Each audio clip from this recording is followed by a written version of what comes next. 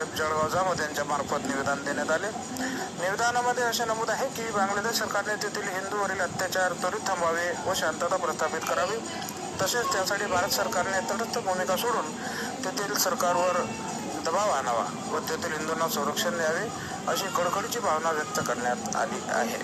निवेदन देण्याकरता राष्ट्रीय स्वयंसेवक संघ, विश्व हिंदू परिषद, बजरंग दल, भारतीय जनता पार्टी, शिवसेना, जळगाव जामोद वकील संघाचे अध्यक्ष तसेच हजारो हिंदू बांधवांची उपस्थिती यावेळेस होती।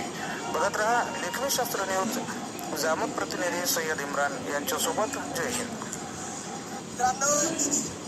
आपण गेल्या काही दिवसापूर्वीपासून बांगलादेशमधील news, electronic media, social media, त्यानंतर प्रिंट मीडिया या माध्यमातून आपण पाहत आहोत बांगलादेशातील हिंदूंवर अमानुष अत्याचार होत आहे।